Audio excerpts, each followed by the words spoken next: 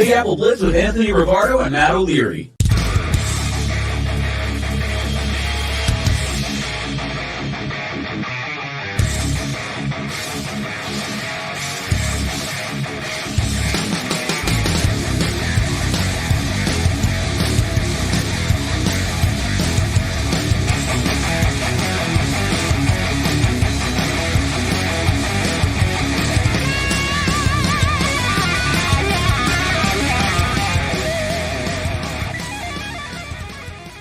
Hello and welcome into another edition of Big Apple Blitz. What is going on? Matt O'Leary alongside Anthony Rivardo. Anthony, how are you this Monday morning? I'm doing great. The Giants and the Jets both put on the pads for today's practice at training camp. So a lot of excitement generating for both of these teams as they get closer and closer to the regular season. Training camp's been a lot of fun so far. The Giants have had some real standouts. They've had a lot of highlights. I've been busy posting all of them to the Fireside Giants Instagram like crazy, constantly taking all these Malik Nabers grabs and posting them everywhere. But it's been a lot of fun. The Giants are exciting right now at training camp because we do have a young playmaker to watch. The Jets, same thing, similar story. Now you've got an older player to watch and keep a close eye on with Aaron Rodgers instead. But there is just a lot of exciting storylines coming out of the New York, New Jersey area.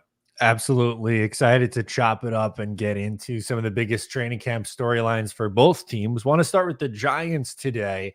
And you mentioned the young wide receiver in Malik Nabers. I think that to me is one of the bigger storylines from the Giants. The impressive performances we've seen from the Giants' young wide receivers, and not just Malik Nabers.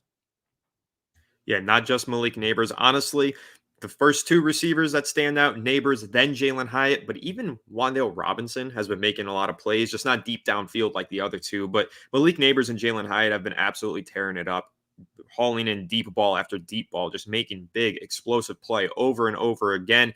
Deonte Banks, cornerback one for the Giants, entering his second season, he's been right there on a lot of these Malik Nabers catches, right? Nabers is going deep, and he's hauling in these contested grabs, and Banks is right there. And you love to see that because Nabers is just really good, and they didn't have the pads on for these practices. So how physical can Deonte Banks be, right? So you know that Nabers is going to make those grabs. You're just happy to see Banks in the area. But when it's not Banks, there doesn't seem to be anybody in the area. And so that's starting to create a little bit of concern for me because CB2 is not just getting beat. CB2 is getting beat badly. We've seen a lot of wide open Jalen Hyatt deep grabs, Malik Nabers deep grabs, indicating that the second cornerback on this team is not really keeping up with these talented receivers. So it tells you two big takeaways. Number one, the Giants receivers, they're exciting, they're talented, they're legit.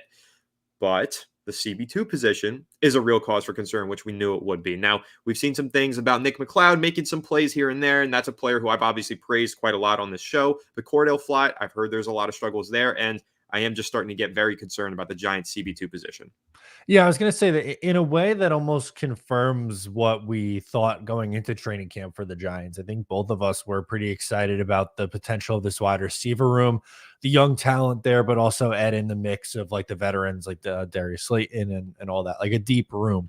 But we talked a lot this offseason in particular about the Giants corners, and both fans of Deonte Banks. He's, for sure a bona fide number one corner, but outside of that, they don't really have another guy who can be that cornerback too. And then you kind of get into, the chicken and the egg argument. Like, what's the bigger deal? Is it that the wide receivers are playing so well, or is it just because the cornerback too isn't up to par? So that's obviously going to be, for me anyway, I think that's something that we'll get a better idea the deeper we go into camp and see the pads go on, and then see not only the practices, but the games against other teams too in the preseason. I think that's when we'll get our better idea.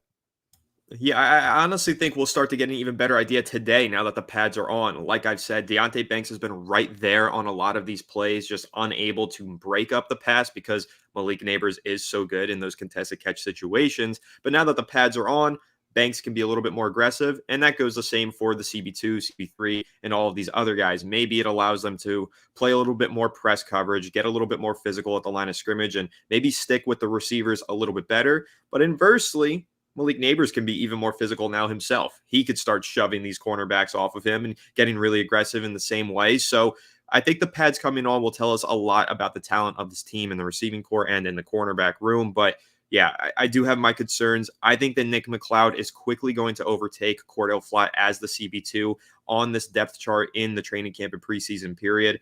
I think that he should have opened up the summer as the CB2. They gave it to Flott. I get it. They want one of their young recent draft picks to pan out. They want to give him an opportunity to develop. But if we're going with the best players, to me, McLeod looked like one of the best defensive backs that the Giants had on their roster at the end of last season. I like the way that he's played so far in training camp.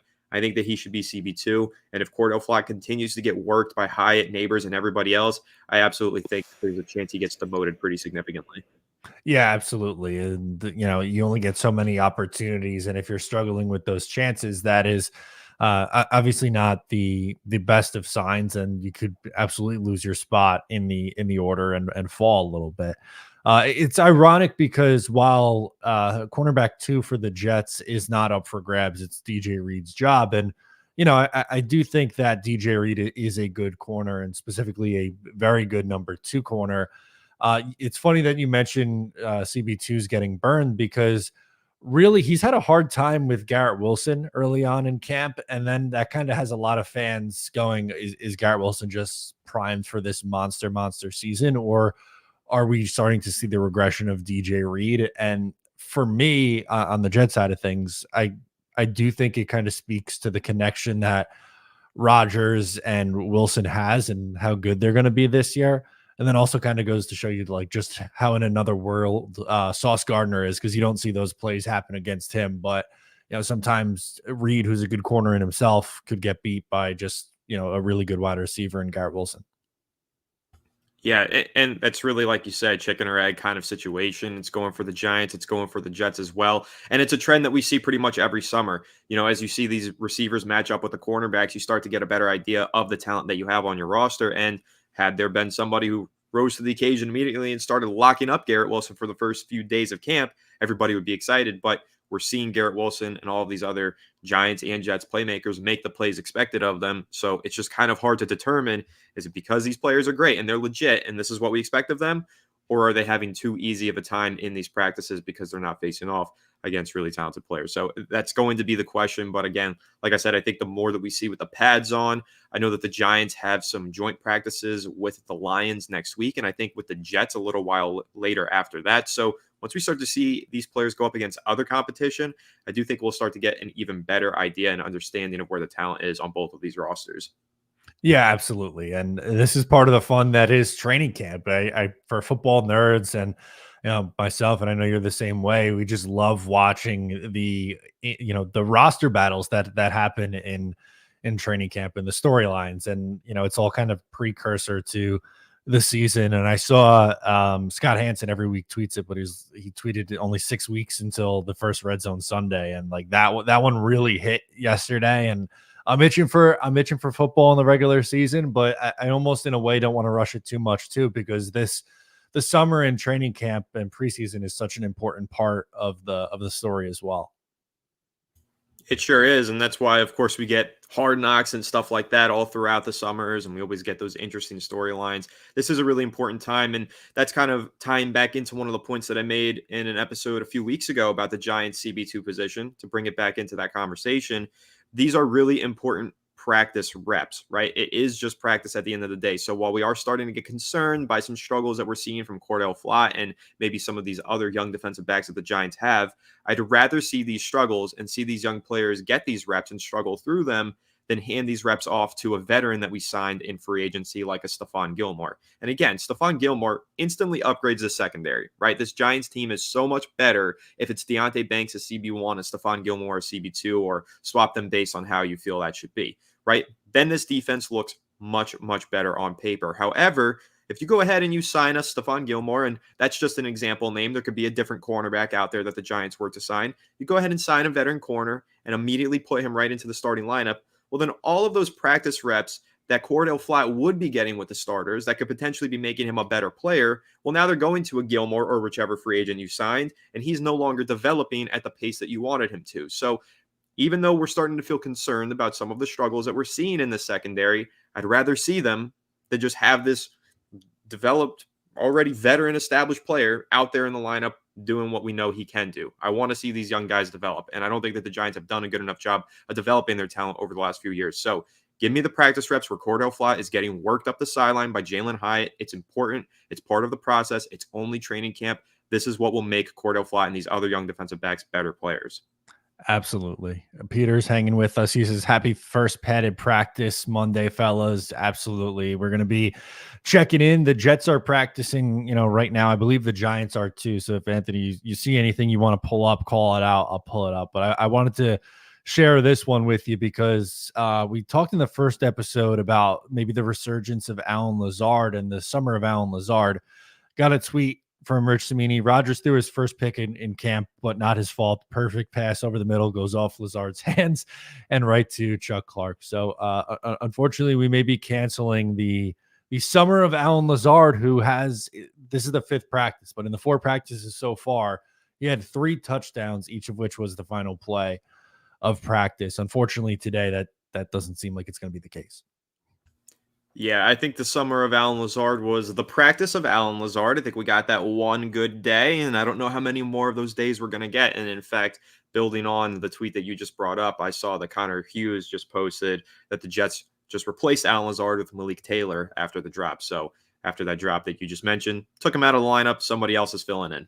Yeah, more on the Malik Taylor and the wide receiver room later on this one. We're going to talk about Xavier Gipson injury. Actually, maybe that's a good spot to transition to now. We can go to that one because that's a big storyline for the Jets. So Xavier Gipson, a little banged up. Robert Saleh called it a lower extremity, and they're like, so it's his leg. And yes, something going on with his leg. They don't go into too much detail, but he was going to be out for about a week or 2, according to the coach. And that has kind of opened up this opportunity in the wide receiver room. We just talked about Allen Lazard. He was someone who was performing pretty well at camp so far before we got to, this one today. But Malik Taylor, who you mentioned, has also gotten a run with the first team guys. And that's someone who Rodgers had a little bit of a connection with in Green Bay. He had a big play in the preseason last year in the Hall of Fame game. I don't know if you remember from Hard Knocks, but you had Aaron Rodgers say in the headset, throw it up to Malik, to Zach Wilson, and then he hits him up the sideline for like a 40, 50-yard gain. And that's someone who's been in the mix a lot after Xavier Gipson went down with the injury. So I'm kind of wondering if this is maybe someone that we've forgotten about. It's not a name that we've talked about a whole lot, but maybe he's a little bit more in the mix than we thought. Yeah, that could be the case. And I always find it interesting to see when these injuries occur in training camp, who steps up into those roles, right? Like who does get that playing time, because I think it gives you a good sense of, the fans have their perception on some of these players and they have their opinions on some of the back end rostered guys, or maybe they don't because they don't know enough about them. But once these injuries happen and we see who gets put into that position, it gives you some clairvoyance on what the coaching staff feels, right? What do they think about some of these players? And that's ultimately where you get basically foreshadowing for at the beginning of September. Some of these guys who sneak onto the roster, well, this is where they really earn that roster spot early on in training camp, being ready and available, stepping up when someone gets injured and making some plays. So I always find these kind of underrated players stepping in and making these plays and getting these reps that you don't expect them to. I find that interesting, and I think that it's worth noting because it's probably going to be a trend that sticks with the team throughout the duration of the summer.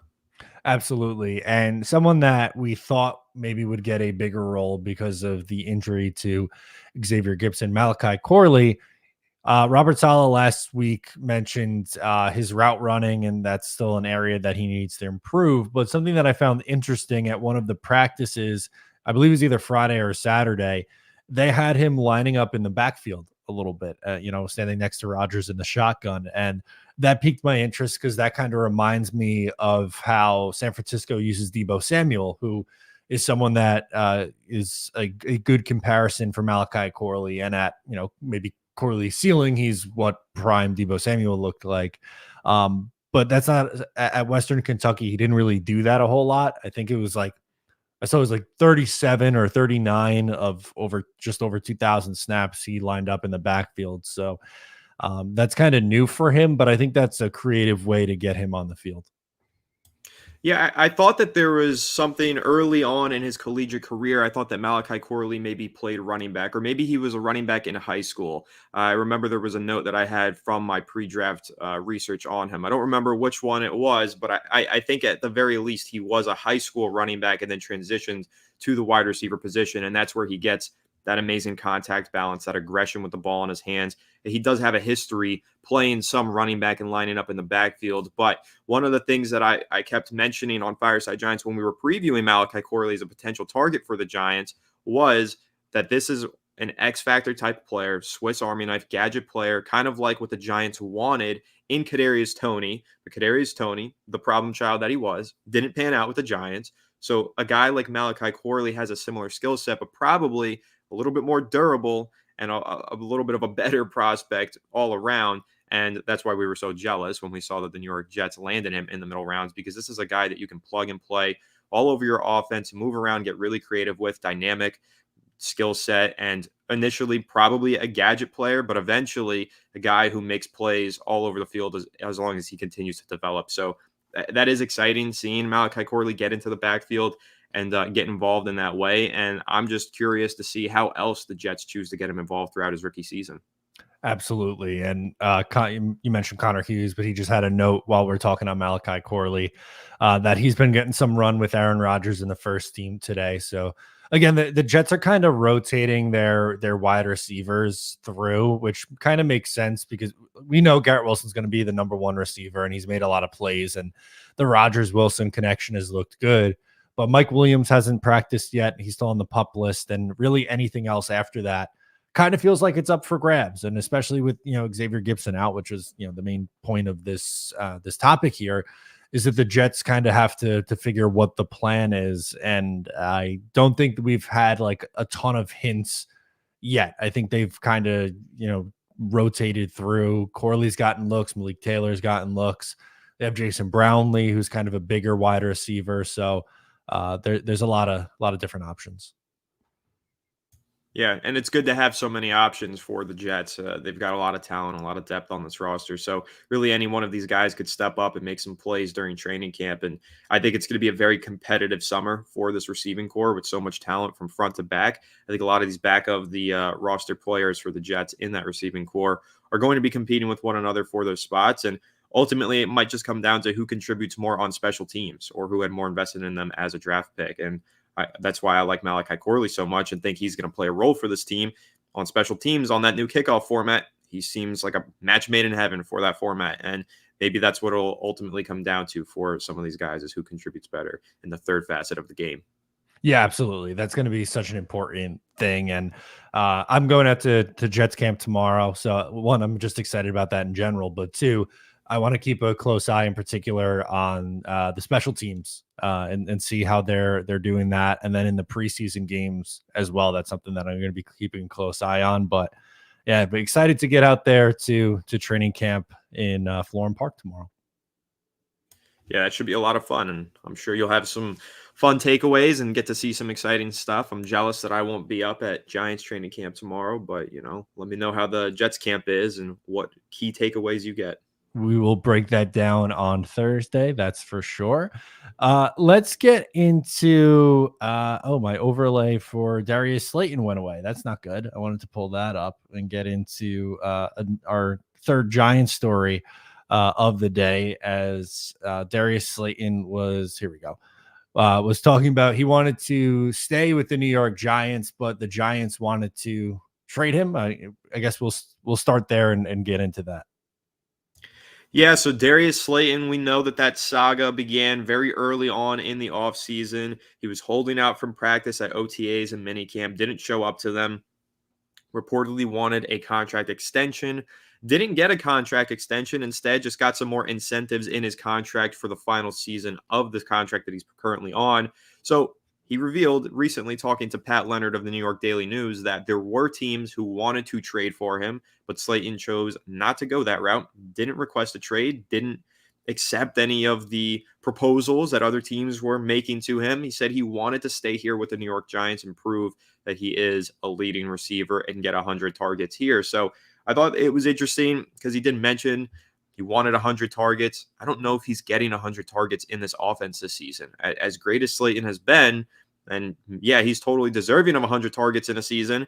I don't think he gets it with the Giants now that they have Malik Neighbors, Jalen Hyatt, and Wan'Dale Robinson that they need to feed as well. So Slayton's choice to stay with the Giants is interesting. I don't know if that really is the best decision for him and his career, but I also do have to give him extra respect and admiration for the fact that he had an opportunity to leave and he's choosing to stick it out with the Giants. So plenty to take away from that.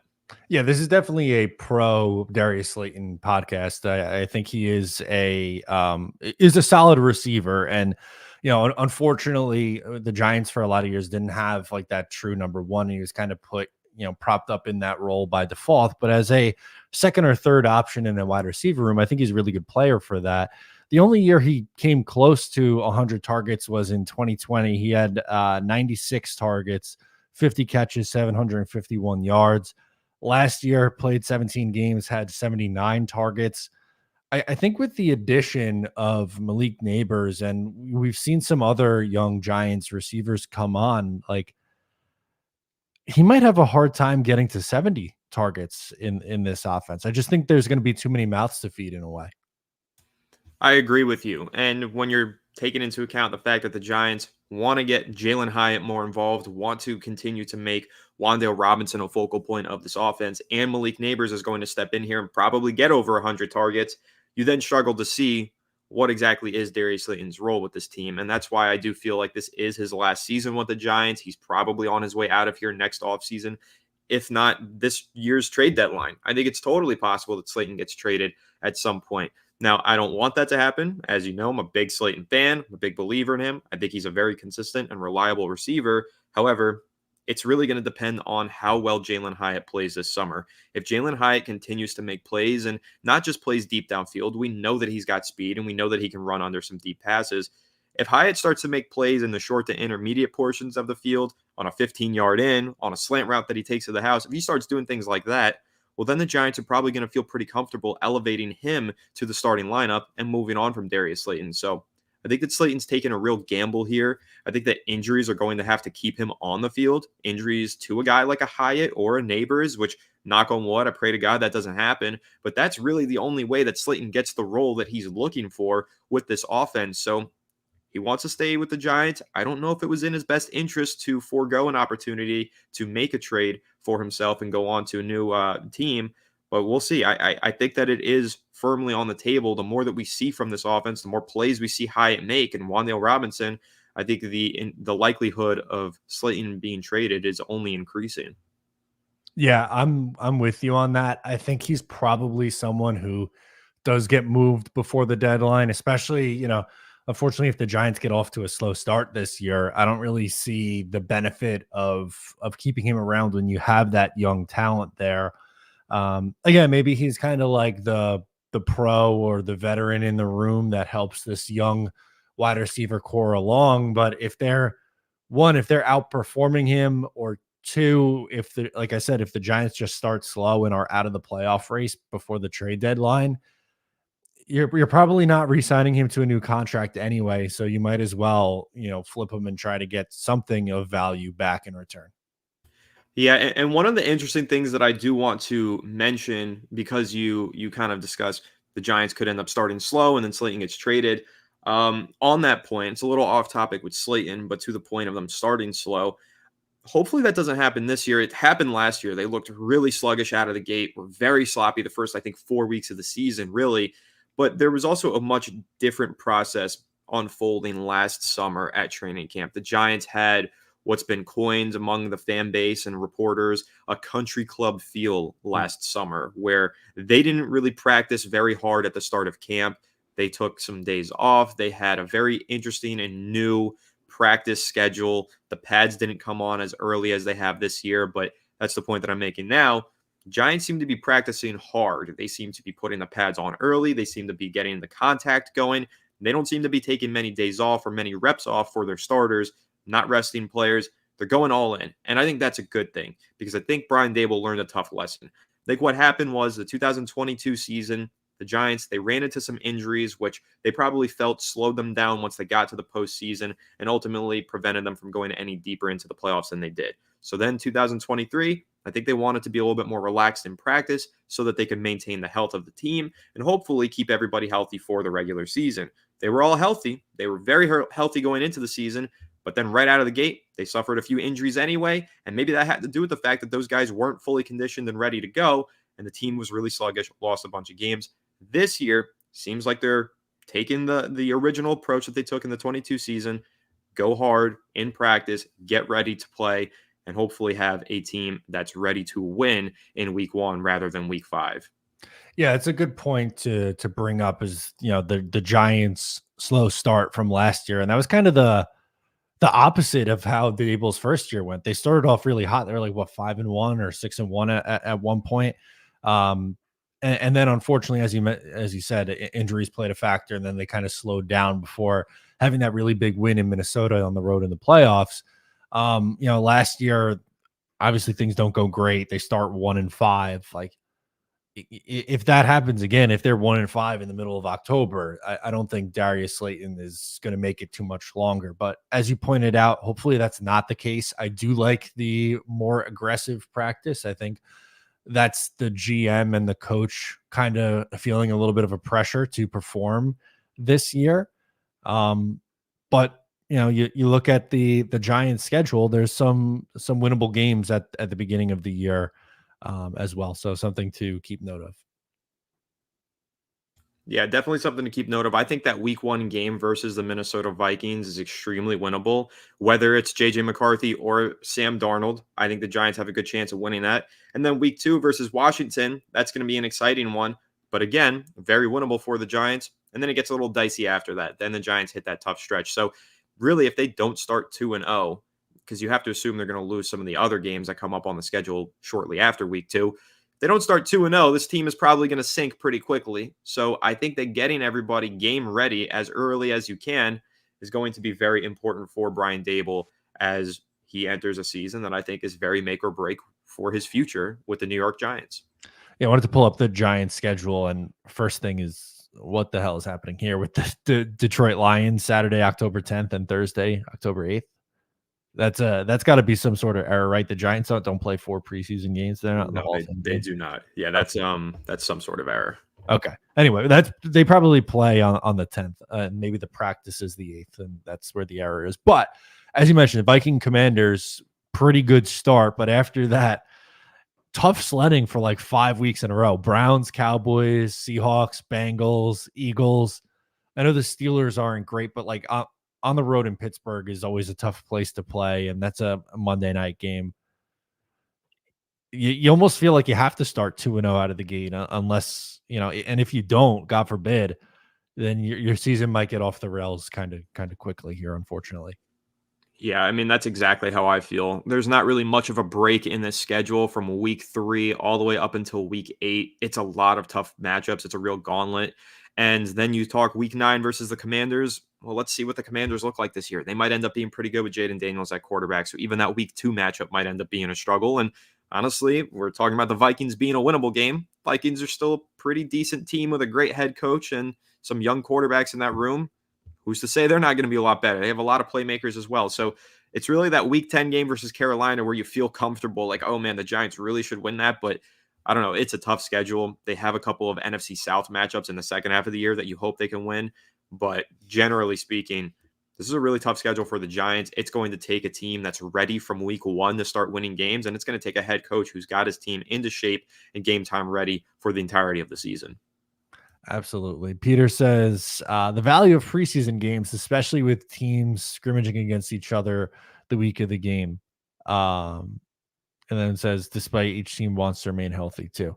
So what's your take on just preseason games in general and the team scrimmaging usually, or having, joined practice the week before? I think that the league has really started to undervalue the importance of preseason games. And I understand that you don't want to risk injuries to your starters and you don't want to put them out there and you don't want your quarterback to go down in a preseason game and be done for the year. I get that. But there's a lot of other players on the 90-man rosters rather, that benefit from playing in those games. And not just those backup guys who are fighting for jobs, who end up winning jobs in the preseason, but even those fringe starters, those guys like a Cordell Flott, for example, CB2. He needs those reps, because I think that we saw that last year with Trey Hawkins in the preseason. 6th-round pick out of Old Dominion. He went into the training camp period and absolutely tore it up. Like, he was locking down every Giants receiver. Then he goes in the preseason and he has a couple good matchups, but he doesn't play a whole lot. He plays less than a quarter in those games, and then he goes into the regular season and gets lit up from real NFL talents. If he had a little bit more time to play in the preseason, maybe he wouldn't have gotten lit up as badly in the regular season. And I think that goes for a lot of players in the league. So when it comes to preseason games, I think there needs to be more of an emphasis on actually utilizing them, because they are valuable and they are important, and so are the scrimmages with other teams. I think that NFL teams are too worried about the risk of injuries, and I understand that. But if you coach them properly, you condition them properly. Obviously, injuries are part of the game, but you got to utilize those preseason games and those scrimmages to really develop your talent. Otherwise, you're going to end up like the Giants with a bunch of middle round picks that never pan out. Yeah, that's a really good point. And I'm with you. I love the preseason. I think it's important for guys who are fighting for roster spots. I will say, like, the joint practices make me a little bit nervous with these guys, because like, it's the heat of the summer. It's two teams, and you get guys who are fighting for roster spots going a little extra hard too, because it's not against their own, their own offense or defense, depending on what it is. The injury risk does scare me. It was a couple of years ago where the Jets lost Carl Lawson for the year in a joint practice against the Packers. And then they had Mekhi Becton got banged up, and he ended up coming back and playing the first game of the year and then getting hurt again. But moral of the story, I think there's more value than the risk, even though, like, I'm not going to lie to you, I do get a little uncomfy those days and, like, just want everyone to get out of it healthy. I think it's important. And with, the relatively new CBA, there's not as much practice time as there used to be. And I think these opportunities you kind of got to take advantage of. So I'm for it. Yeah, in complete agreement with you. Again, teams have just moved away from utilizing preseason, and the starters don't play at all. Even the backups, a lot of them don't play enough. So I don't know. I get it. It's really tough to balance, and you want your team to stay healthy. But when they removed that 4th preseason game, I thought it almost became a slippery slope. Now there's 3 preseason games. Now there's been talk about there only being 2 in the future. Now maybe get rid of the preseason. Like, it seems like every year the preseason just gets undervalued even further. And I think that it's something that good NFL teams take advantage of the preseason and they develop their players properly. But teams like the Giants, like I said, have not been able to develop their players. And I think a lot of it has to do with the fact that they don't utilize the preseason strongly enough. Absolutely. Let's close with our final topic of the day, which is a surprise at New York Jets camp, a surprise training camp star, Takk McKinley, who they signed and was kind of just going to be, at least in my opinion, I looked at it as like, okay, camp body, maybe going to compete for a roster spot, but there's very clearly an opportunity without Hassan Reddick at training camp. They've been rotating through a lot of guys. We talked about Michael Clemens running with the starters for the first day of training camp, and Will McDonald kind of staying with the twos. Now, McDonald has mixed in a little bit, but Takk McKinley has stood out a lot. There was a day where he had 3 sacks in one practice. And it's starting to feel like he has a legitimate chance to make this roster. And even if they do have Hassan Reddick in camp, which I think eventually that's the end result, that he will show up and they'll get some sort of agreement done. There's kind of that 4th spot in the rotation at edge rusher still up for grabs. And honestly, I think McKinley is really putting himself in a spot where he could win that job.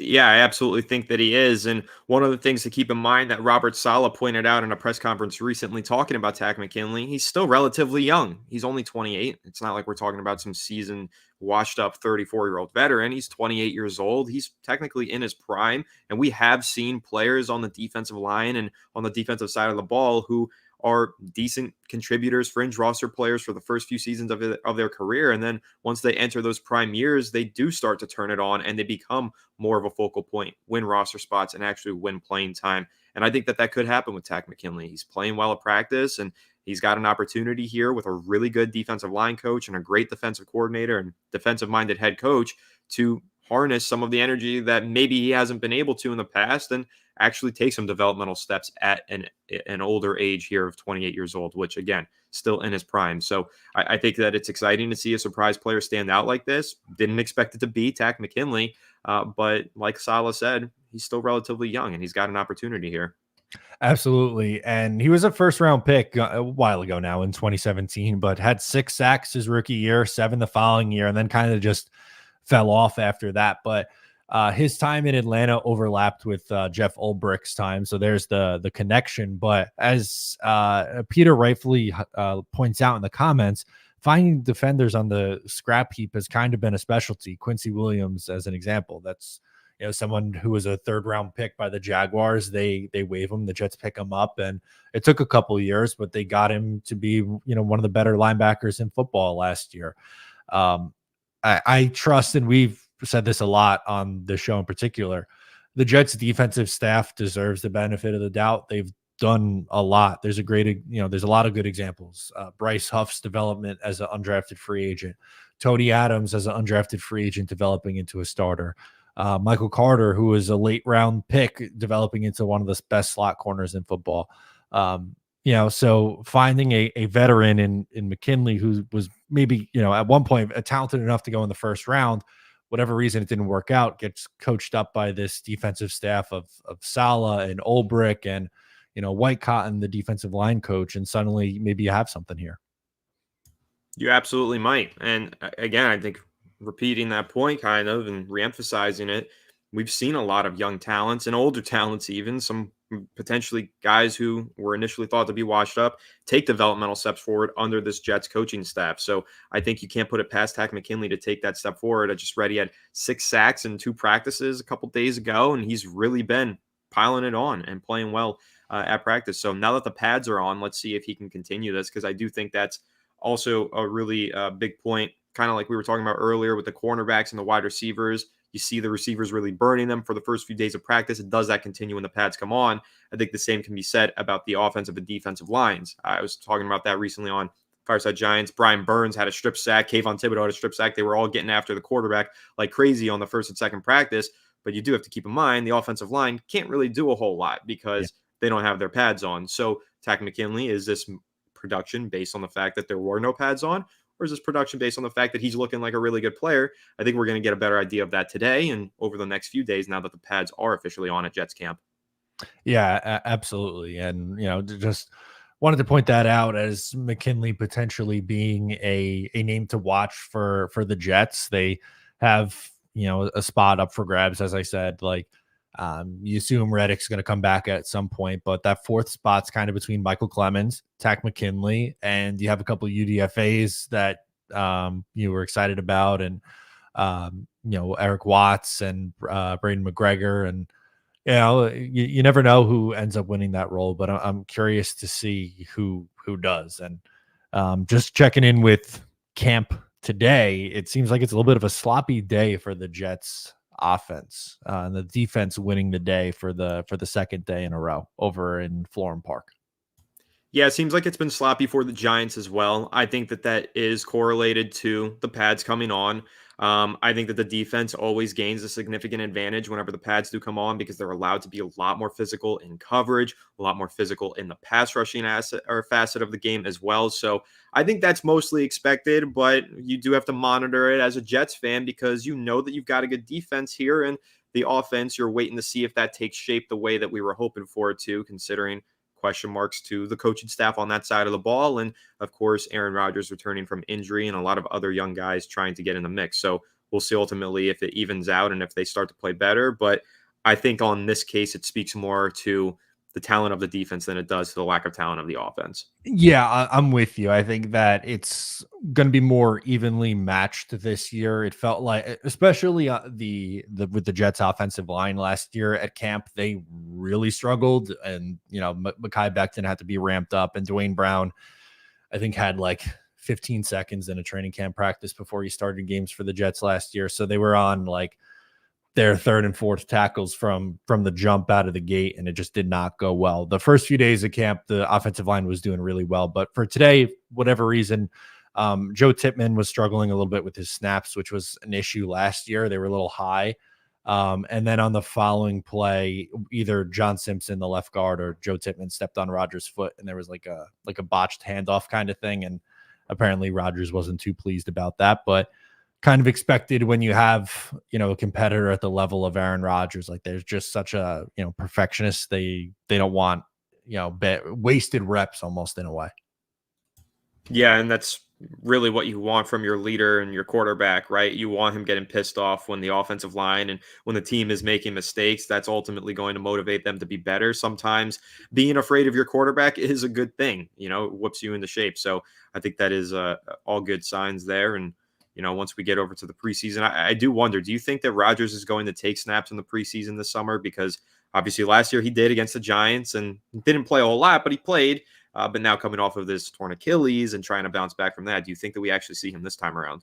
I do. I think we get a drive against the Giants. Not a lot. Again, like, it's not the training or preseason of old where it was always that third preseason game the starters would play like a half. Like, those days are gone. But I do think we get maybe a series with the Jets starting offensive line, and it would be great if it's against the Giants like it was last year. For selfish reasons, I think it would be fun for our show. I think it would be a lot of fun, and I'm hoping that we get at least a whole quarter out of Daniel Jones this summer. I know he's coming off the torn ACL, similar to Aaron Rodgers, the starter coming off of a devastating injury. You don't want these guys to get hurt, but I mean, we've got question marks for Daniel Jones, that's for sure. I got to see him play, and I got to see him play relative to how some of these other guys are going to play. So hopefully in that Jets game, not only do we get some Rodgers action, hope we get a lot of Daniel Jones action, and then we get a lot of Drew Lock and Tommy DeVito action. That might be a game where I actually watch from start to finish and try and get a good determination of what this quarterback room really looks like and whether or not Daniel Jones actually is the best quarterback in this room, because I don't know if we actually have that answer officially right now. So I think this is going to be a very interesting preseason period for both the Jets and the Giants. Yeah, absolutely. And as you mentioned, on the Giants side of things, they kind of got some things to figure out with that quarterback room. And I wouldn't be surprised if we see more Daniel Jones this year than maybe in years gone by in the preseason, because he's kind of has something to prove this year. Oh, that he does. And I can't even tell you, it's like civil war right now in the Giants fan base. Once again, year after year, it always feels like it. It's really intensifying right now. You've got Daniel Jones missing deep balls left and right today at practice, but he hits a nice throw on the sideline of Darius Slayton, and everybody says you got to relax on the deep balls. He's hitting the other passes, so it's only training camp, blah, blah, blah. I don't know, man. It hasn't been fun. So I need to see this guy play in the preseason against some other teams to get a better determination of what he's going to give us this season. Beautiful. Before we get out of here, any predictions for the rest of the week or things you're looking for at a Giants camp? Looking forward to seeing more Malik Neighbors highlights. We haven't gotten a lot of Tommy DeVito slow-mo. If we had, we probably would have been playing it in this episode. But I'm really hoping that we see some of that, and hoping that we see Daniel Jones hit more of those deep balls to Darius Slayton, Jalen Hyatt, and Malik Neighbors, so that we can get the patented year 6 leap. That's what we're hoping for. As Peter called it out right as you were going for it. The patented year 6 leap. We're waiting for it. I'm at a Giants camp, honestly. Obviously, I'm a Jets fan and focusing there, but I love seeing the clips of Malik Neighbors come out. I think the Giants got a good one there, so I'm gonna continue watching those clips. And for me, I'm hoping this offense gets back on track a little bit. I'm not hitting the panic button or anything like that, but I don't like to see the Aaron Rodgers frustration. Again, I think it's going to be fine. I'm not making a big deal out of it, but just want them to get a little bit crisper. That's all. And I'm sure it's going to happen at some point. And again, I'll be there tomorrow, so I have a close eye. I'll get some video and we could talk about that on Thursday. How's that sound? That sounds phenomenal to me. I can't wait. Absolutely. That's going to do it for us, guys. Thank you so much for hanging out with us for another Big Apple Blitz. If you're new to the channel, make sure to subscribe before you get out of here. Anthony's over on Fireside Giants for his Giants coverage. You can find me at Matt O'Leary NY or on Talking Jets. Thank you so much. I'm Matt. He is Anthony, and we'll catch you next time.